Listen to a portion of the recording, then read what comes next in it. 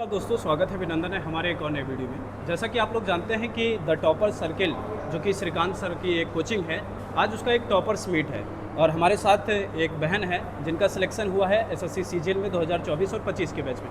सबसे पहले मैं आपका नाम जानना चाहूँगा और आपका किस पद पे चयनित हुई है? जी, मेरा नाम शिवानी सिंह है। मेरा चयन सेंट्रल एक्साइज इंस्पेक्टर के पद पे हुआ। अच्छा, जब रिजल्ट आया था तो सबसे पहले आपने किसको बताया था? खुद से देख लिया था या घर पे सबको बता दिया था कि आज रिजल्ट आने वाला है? नहीं, मैंने घर पे किसी को नहीं बताया था। मैं रिजल्ट आया तो मुझे एक भैया ने कॉल किया कि रिजल्ट आ चुका है, अच्छा। तुम देखो।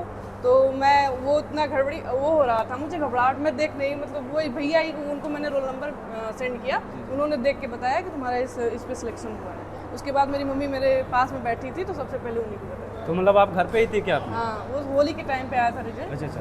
तो उस टाइम का जो घर का एक माहौल था, मतलब कैसा था वो माहौल? अरे घर पे माहौल बहुत अच्छा था, सब लोग बहुत खुश हुए। अच्छा अच्छा। अच्छा, थोड़ा सा एसएससी सीजीएल का मैं आपका रणनीति जानना चाहूँगा क्योंकि आप चयनित हो चुकी हैं और एक्साइज इंस्पेक्टर के पद पे। थोड़ा सा अपने रणनीति बताइए कि आपने इसकी तैयारी कैसे की थी, जो बिगनर्स हैं उनको कैसे शुरू करना चाहिए अपनी तैयारी? बिगनर्स को अपने पहले स्टार्टिंग में अपने सिलेबस पे को फोकस में रखना चाहिए कि आप पहले अपना सिलेबस कंप्लीट करें।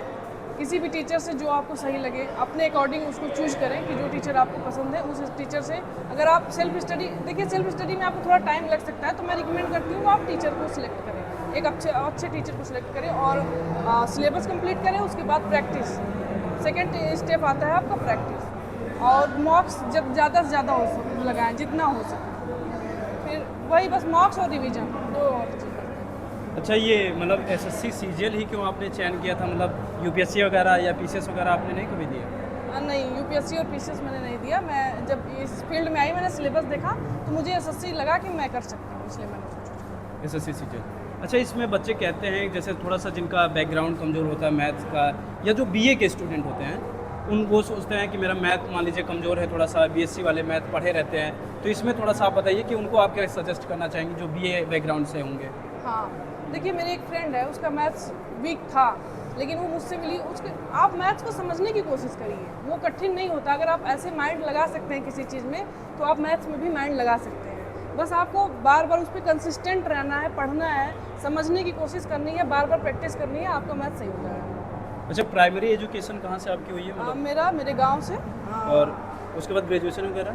ग्रेजुएशन तो यहाँ मैंने इलाहाबाद यूनिवर्सिटी से किया। अच्छा, आप यूनिवर्सिटी की छात्रा हैं मतलब, तो आपने ही यहाँ से बीएससी मैथ्स किया है। अच्छा, तो थोड़ा सा यूनिवर्सिटी के भी बच्चे यहाँ पे बहुत से आए भी होंगे, उन्हीं को आप क्या सजेस्ट करना चाहेंगे? जैसे उनका भी रहता है ना, सर ने लिखा है मिनी आईएएस, तो उनको पहले लगता है कि नहीं यूपीएससी करना ज़्यादा सही होगा पहले, या पीसीएस कर लेना, उसके बाद सीजीएल कर लेंगे अगर मन हुआ तो, नहीं तो पहला तो फोकस यूपीएससी ही प्रयागराज में रहता है। तो आप उनको थोड़ा सा क्या बताना चाहेंगे? सीजीएल मतलब शुरू करना चाहिए पहले क्योंकि सर लिखते हैं मिनी आईएएस, तो इसको आप कैसे देखती हैं? ये तो सबका अपना चॉइस होता है कि उन्हें क्या स्टार्ट करना है, जी जी, क्या करना है। लेकिन मेरे लिए, मैंने जब देखा तो मुझे यूपीएससी थोड़ा ब्रॉड लगा, जो कि मैं अफोर्ड नहीं कर सकती यूपीएससी की प्रिपरेशन करना, इसलिए मैंने एसएससी का प्रिपरेशन स्टार्ट किया। और मैं उनके लिए यही कहूँगी कि अपने अकॉर्डिंग देख लें, लेकिन अगर आपका मैथ्स वैथ्स में थोड़ा कमांड है तो आप एक बार पहले सीजीएल कर सकते हैं।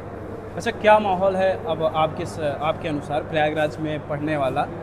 मतलब आपके अनुसार क्या देखने को लग रहा है कि प्रयागराज में अभी भी है वो माहौल जो पहले लोग कहते थे आईएएस की धरती है, तो आईएएस की नहीं, मैं मानता हूँ सीजीएल की धरती रही होगी।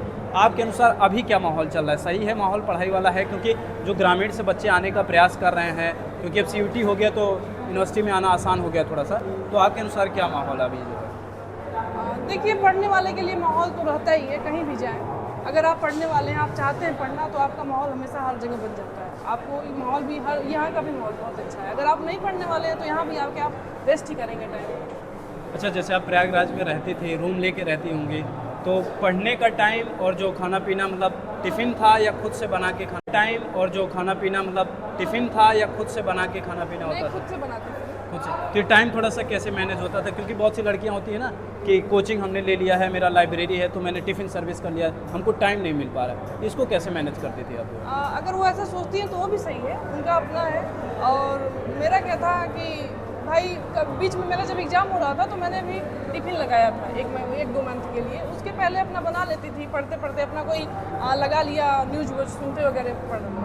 अच्छा, सीजीएल के अलावा प्लान भी कुछ था कि अगर सीजीएल नहीं हुआ तो? नहीं, फिलहाल में तो मेरा कोई प्लान भी नहीं था, लेकिन मैंने सीपीओ का एग्ज़ाम दिया था। जी जी। वो भी मेरा क्लियर हुआ है और उसका मेडिकल अभी बचा हुआ है। उसका तो मतलब ज्वाइन किसको कर रही हैं, सीजीएल को या? मैं सीजीएल को ज्वाइन। सीजीएल को ज्वाइन करी। अच्छा, मतलब यहाँ पे जैसे रहते थे तो एक खर्चे को लेके भी लड़कियाँ थोड़ा सा वो रहती हैं कि बहुत ज़्यादा पैसा लगता होगा प्रयागराज में, या कोचिंग का लगता होगा, मतलब अगर घर से 10-15-20 हज़ार रुपये आएगा तभी यहाँ पे रह पाएंगे, कुछ ऐसा भी सिचुएशन होता था क्या?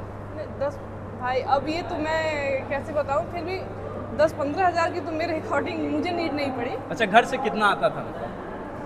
घर से मेरे 5 हज़ार के आस। अच्छा, 5 हज़ार। कहाँ रहती थी आप प्रयागराज में? मैं ट्रैफिक चौराहे के पास रहती हूँ। तो मतलब सिविल लाइन ही एरिया पड़ता है, मतलब 5 हज़ार रुपये में पूरा महीना हो जाता था? हाँ, मतलब अप्रॉक्स हो जाता था, कभी कम पड़ता था तो दीदी वगैरह हेल्प करती। नहीं, अब तो आपका समय आ गया देने वाला, अब आपको लेना नहीं है तो। अच्छा, घर से कभी ऐसा भी होता था कि तैयारी चल रही है, मान लीजिए एक आध एग्जाम में नहीं हुआ तो लड़कियों के लिए क्या होता है कि उनका प्लान भी घर वाले तैयार किए रखते हैं कि यार शादी भी अब करनी है, एक उम्र पे हो जाती है।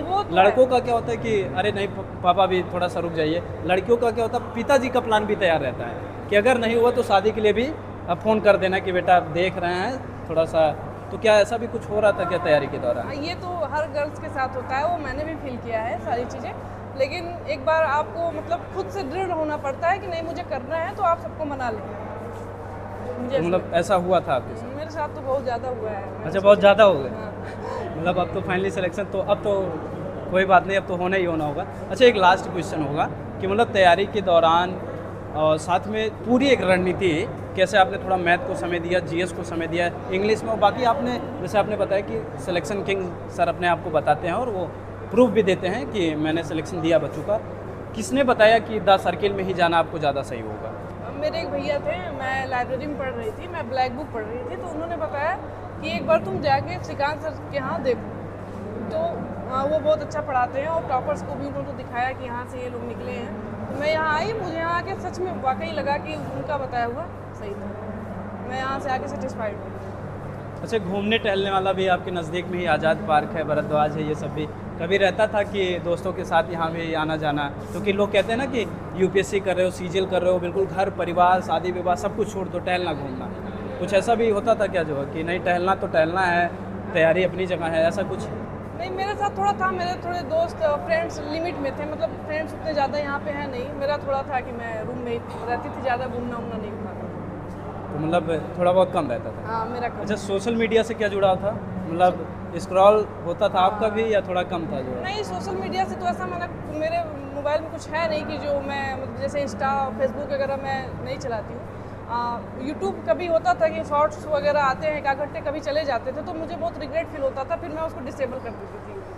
तो मतलब चलाना चाहिए कि नहीं चलाना चाहिए? ये तो देखिए, आप अगर लिमिट कर सकते हैं अपने अकॉर्डिंग 1-1 घंटे अगर ही टाइम वेस्ट कर, लेकिन अब ज़्यादा टाइम वेस्ट कर रहे हैं तो आप उसको देखिए कि आप उसको मत करिए। एक एक्साइज इंस्पेक्टर अगर ये कहते हैं कि हमने यूट्यूब के साथ साथ सब कुछ डिसेबल ही कर दिया था, तो आधा तो सवाल यही खड़ा हो गया, लड़कियाँ कंफ्यूज कि यार हम तो सब कुछ चला रहे हैं, फटाफट इसको डिलीट करो, और फिर वही ढूंढना हो जाएगा कि यार यूट्यूब पे द सर्किल सर्च कर लें या किसी का चैनल, तो फिर वहाँ से कुछ मिल जाएगा।